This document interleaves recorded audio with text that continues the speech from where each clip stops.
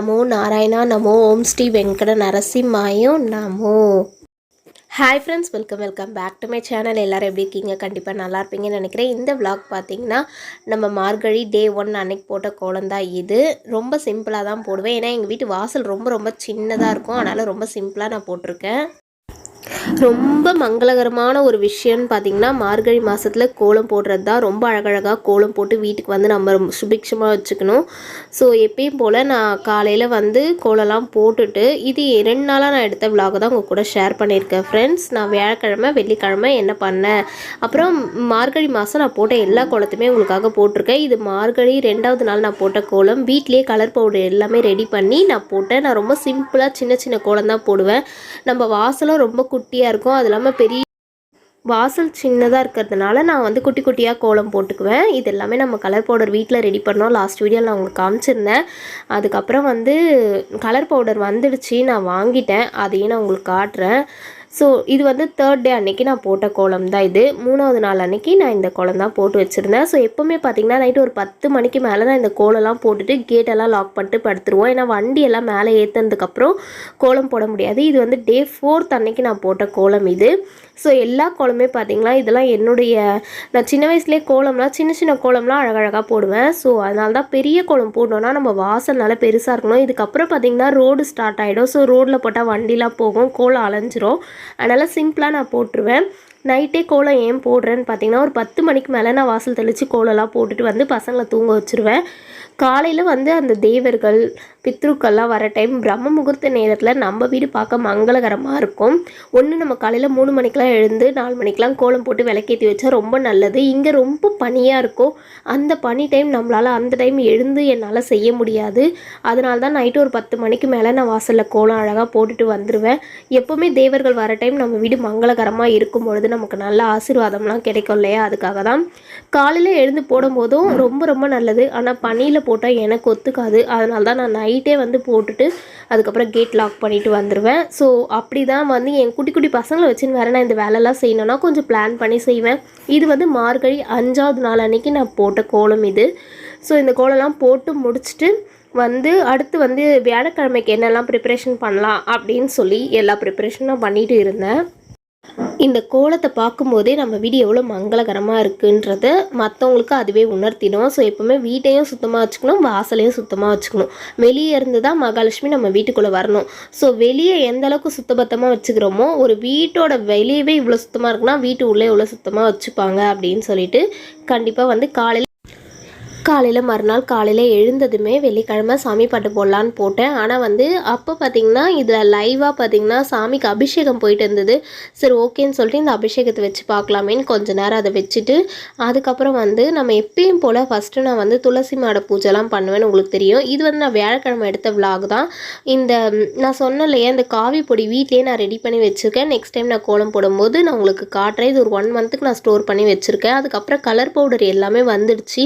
அந்த colour powder எல்லாமே வாங்கி நான் மணலில் எடுத்துகிட்டு வந்து கலந்து வச்சுருக்கேன். இது எல்லாமே நியூ இயர்க்கு பொங்கலுக்கு போடலாமேன்னு ப்ரிப்பரேஷன் பண்ணி வச்சுருக்கேன். இந்த ஜிகினா பொடி எல்லாம் 10 ரூபா, கலர் பொடி வந்து 60 ரூபா கொடுத்து வாங்கினேன். இது எல்லாத்தையும் இப்போ வந்து நம்ம மணல் இருக்குல்லையே, ஆற்று மணல் எடுத்துகிட்டு வந்து ஜலிச்சுட்டு அதில் நம்ம கலர் பொடி கலந்து வைக்கும் போது நல்ல டார்க் கலராக இருக்கும். நம்ம போட்டால் நல்லா சூப்பராக பளிச்சுன்னு தெரியும்.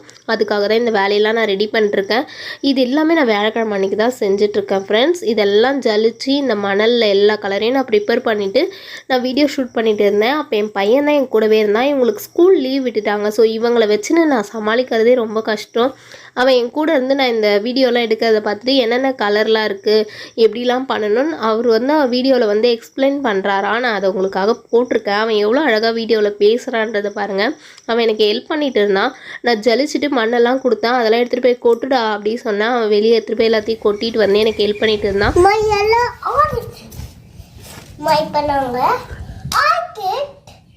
Welcome my channel. இன்னைக்கு எங்க அம்மா பாத்தீங்கன்னா கலர் கோலம் செஞ்சிட்டாங்க. எப்படி இருக்கு பார்க்கலாம். சொல்லுங்க. Welcome my channel. எங்க அம்மா வந்து எப்படி கலர் கோலம் செஞ்சாங்க பார்க்கலாமா? வாங்க. என்னென்ன கலர் இருக்கு சொல்லுங்க. 20 maroon, green, orange, pink, yellow, pink, purple, red, blue, orange, blue, light blue. அவனுக்கு என்னெல்லாம் கலர் தெரியுமோ அதெல்லாம் வந்து அவன் சொல்லி முடிச்சுட்டு போயிட்டான். இதுக்கப்புறம் இந்த கலர் எல்லாமே ரெடி பண்ணி வச்சுட்டு நியூ இயர்க்கும் பொங்கலுக்கும் போடலான்னு தான் ப்ரிப்பேர் பண்ணி வச்சுருக்கேன். எப்பயும் போல் வியாழக்கிழமை அன்னைக்கு நம்ம கேஸ் மேடை எல்லாத்தையும் வாஷ் பண்ணி க்ளீன் பண்ணியாச்சு. இதுக்கப்புறம் வந்து நான் ஈவினிங் வந்து பூஜை பாத்திரம் எல்லாமே தேய்ச்சி வச்சுப்பேன். ஒரு வேலையும் டைம் கிடைக்கும் போதெல்லாம் செஞ்சுப்பேன். நான் ஆஃப்டர்நூன் இந்த கேஸ் எல்லாமே க்ளீன் பண்ணி வாஷ் பண்ணிட்டேன். இதுக்கப்புறம் வீடு மாப்லாம் போட்டாச்சு.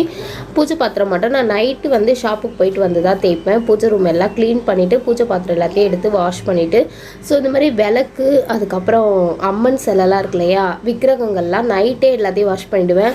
அந்த பெல்லு தட்டு அது மாதிரி பஞ்ச பாத்திரம் வரைக்கும் காலையில் எழுந்து கூட நம்ம வாஷ் பண்ணிக்கலாம் அப்படின்னு எடுத்து வச்சேன். ஏன்னா என்கிட்ட நிறைய பூஜை பாத்திரம் இருக்குது. இந்த மாதிரி குட்டி குட்டி அகல் இதெல்லாம் கூட கொஞ்சம் காலையில் வாஷ் பண்ணிக்கலாம்னு சொல்லி அதெல்லாம் எடுத்து வச்சு காலையில் எழுந்து வாஷ் பண்ணிட்டேன். இது வந்து நான் மார்கழி அன்னைக்கு வியாழக்கிழமை அன்னைக்கு போட்ட கோலம் தான் இது. வியாழக்கிழமை அன்னைக்கு போட்டேன். வெள்ளிக்கிழமை காலையிலே எழுந்து பார்க்கும்போது ரொம்ப பனியாக இருந்ததுனால களைஞ்சிடுச்சின்னு சொல்லி வேறு ஒரு பூக்கோலம் போட்டேன். ஸோ இந்த கோலம்லாம் போட்டு முடிச்சுட்டு காலையில் வெள்ளிக்கிழமை காலையில் வரும்போதே மகாலட்சுமி முகத்தில் தான் முழித்தேன். கோலத்தை பார்க்கலான்னு வெளியே வந்தேன். இப்போ கோலம் கொஞ்சம் லைட்டாக கலைஞ்சிருந்தது. சரி அதுக்கப்புறம் புதுசாக ஃப்ரெஷ்ஷாகவே கோலம் போட்டுட்டேன். இன்றைக்கி பனியுமே கொஞ்சம் குறைவாக இருந்தது. 7 மணிக்கு தான் நான் எழுந்து வந்தனே. பசங்களுக்கு லீவுனா மட்டும் கொஞ்சம் லேட்டாக எழுந்துக்குவேன். ஸோ எப்பயும் போல் குளிச்சுட்டு ஃபஸ்ட்டு போய்ட்டு துளசி மாடத்துக்கிட்ட பூஜை பண்ணலான்னு எல்லாமே எடுத்து வச்சுருக்கேன். நாட்டு சக்கரை தான் இன்றைக்கி நான் பிரசாதமாக வைக்க போகிறேன். இந்த மார்கழி மாதத்தில் விஷ்ணு பகவானுக்கு எவ்வளோலாம் முக்கியத்துவம் எவ்வளோ வந்து பூஜை பண்ணுவாங்கன்னு அவங்கக்கிட்ட ஷேர் பண்ணியிருக்கேன். அந்த பிருந்தா தேவின்றவங்க தான் துளசி தாயார்.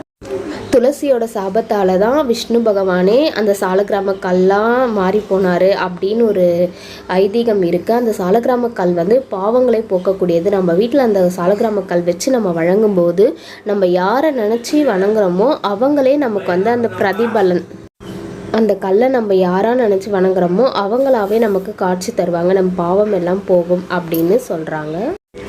ஸோ இன்றைக்கி பார்த்திங்கன்னா நான் காலையில் வந்து உள்ளே பூஜை பண்ணேன். வெளியே மட்டும் துளசி மாடக்கிட்ட பூஜை பண்ணிவிட்டு ஷாப்புக்கு போயிட்டேன். வந்து மத்தியானம் தான் நான் என்னன்னு தெரியல ஏகாதசி வந்து 3 மணிக்கு மேலே ஸ்டார்ட் ஆகுது. என்னமோ இன்றைக்கி வெள்ளிக்கிழமை நான் 3:30க்கு தான் பூஜை பண்ணேன். ஈவினிங் பூஜை பண்ணிட்டு தான் நான் கிளம்புனேன்.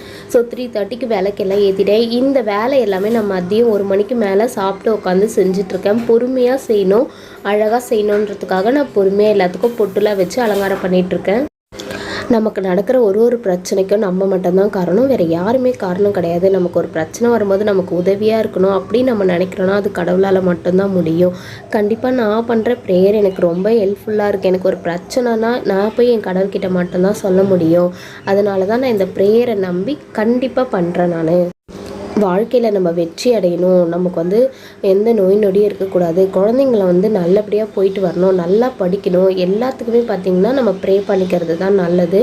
நம்ம வீட்டு எப்போவுமே சுபிக்ஷமாக இருக்கணும், மங்களகரமாக இருக்கணும். வீட்டில் வந்து ஒரு நல்ல குட் வைப்ஸ் இருக்கும்போது தான் நமக்கு எந்த ஒரு பேடான திங்கிங் வந்தாலும் அதெல்லாம் சரியாக போயிடும். எப்போவுமே நடு வீட்டில் வந்து குங்குமஞ்சள் வச்சுட்டு விநாயகர் பலகை எல்லாத்துக்குமே நான் விளக்கு அந்த கோலம் போட்டு எல்லாம் ரெடி பண்ணி வச்சுருக்கேன். அடுப்பு மேடையை தொடச்சாச்சு, கழுவியாச்சு, எல்லாம் க்ளீன் பண்ணிவிட்டு இதுக்கப்புறம் மாக்கோலம் போட்டு பொட்டு வச்சு பூ வச்சு விளக்கேற்றணும். அதேமாதிரி அன்னபூரணி தாயார்கிட்டையும் நான் சின்னதாக ஒரு கோலம் போட்டு விளக்கேற்றி வைப்பேன். இது வாரம் நான் இப்படி தான் பூஜை பண்ணுறேன். என்னோடய விளாக் பார்க்குறவங்களுக்கு தெரியும். கண்டிப்பாக இந்த விளாகை புதுசாக யாராவது பார்த்தா சப்ஸ்கிரைப் பண்ணி சப்போர்ட் பண்ணுங்கள். ப்ளீஸ் மறக்காமல் ஒரு லைக் கொடுத்துட்டு போங்க. வாரம் நீங்களும் உங்களுக்கு டைம் இருக்கும் போது உங்கள் வீட்டை இப்படி மங்களகரமாக வச்சு பூஜை பண்ணி பாருங்கள். உங்களுக்கே அதோடைய மாற்றம் எல்லாமே தெரியும். கொஞ்ச நாள் ஃபஸ்ட்டு ஸ்டார்டிங்கில் எதுவுமே நமக்கு தெரியாது. அதுக்கப்புறம் போக போக நமக்கு எந்த பிரச்சனை வந்தாலும் இந்த பிரச்சனை இதனால தான் போச்சுன்றதை நீங்களே உணர்வீங்க.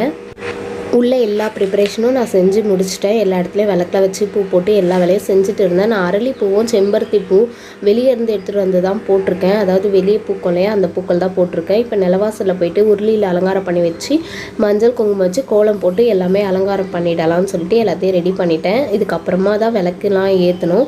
அதுக்குள்ளே பார்த்திங்கன்னா சாமந்தி பூவும் வந்துடுச்சு. ஸோ வெள்ளிக்கிழமான சாமந்தி பூ வரும்னு வெயிட் பண்ணுவேன். வந்துடுச்சு, வாங்கிட்டேன். வெத்தலை, அதுக்கப்புறம் துளசி, வேப்ப இலை இதெல்லாம் வாரம் கொண்டு வந்து வைப்பேன். ஸோ அதெல்லாம் தீர்த்தத்தில் துளசி எல்லாம் போட்டு வைக்கணும். இதுக்கப்புறம் கொஞ்சம் பார்த்திங்கன்னா பூக்கள்லாம் போட்டுட்டேன். இதுக்கப்புறம் வெத்தலை எல்லாம் கிள்ளிட்டு வந்து போடணும். எனக்கு நிறைய பூ போட்டால் தான் பூஜை ரூமே நல்லா மங்களகரமாக இருக்கும். வாரம் இப்படி பூஜை பண்ணால் தான் என் மனசுக்கும் திருப்தியாக இருக்கும். ஸோ தசங்கம் அப்புறம் சாம்பிராணி எல்லாமே எடுத்து வச்சுருக்கேன். நம்ம குலதெய்வ சொம்பு வைக்கிறோம் இல்லையா, அதில் வந்து கண்டிப்பாக வேப்பிலை போட்டு தான் நான் வைப்பேன். துளசி தீர்த்தத்துலேயும் வேப்பிலை போடுவேன். அதுக்கப்புறம் பெருமாள் சொம்புன்னு ஒன்று வச்சுருக்கோம், அதுலேயும் நான் வந்து துளசி எல்லாமே வைப்பேன். ஸோ கேஸ் மேடிக் காமிச்சிட்டு அன்னபூரணி காமிச்சிட்டு பூஜை ரூமில் வந்து பத்தி காமிச்சிட்ருக்கேன். இப்போ பண்ணுற பூஜைலாம் வந்து அந்த காலத்தில் பார்த்திங்கன்னா அடுப்பெல்லாம் அழகாக மொழுவி காலையிலே சாணம் போட்டு மொழுவி அதில் கோலம் போட்டு அழகாக பூக்கள்லாம் வச்சு சூப்பராக வச்சுருப்பாங்க. வீடு கூட வந்து அழகாக காவிலாம் போட்டு கோலம் போட்டு அழகாக இருக்கும். பட் இப்போ டைல்ஸ் தரன்றதுனால நம்மளாம் ஸ்டிக்கர் தான் ஒட்டுறோம், கோலம் போட்டால் அந்தளவுக்கு தெரிய மாட்டேங்குது.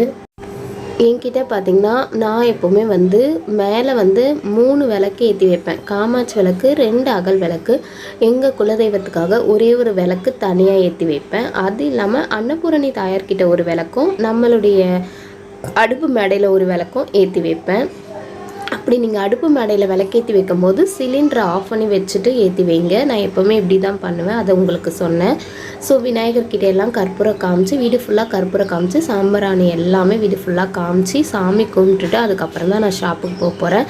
ப்ரேயர்ன்றது ஒன்று காலையிலே பண்ணிவிடுவேன், 10 மணிக்கெல்லாம் சாமி கும்பிட்டு போவேன். அப்படி இல்லைனா 3 மணி 4 மணிக்குள்ளே சாமியை கும்பிட்டு முடிச்சுட்டு தான் நான் ஷாப்புக்கு போவேன். ஏன்னா எனக்கு டைம் கிடைக்கும் போது கண்டிப்பாக இந்த பூஜை வேலையெல்லாம் செஞ்சிடணும். என் பசங்களையும் நான் பார்த்துக்கணுன்றதுனால டைம் அலாட் பண்ணி நான் செஞ்சுக்குவேன். கொஞ்சம் நேரம் நான் தூங்க மட்டும் மாட்டேன்.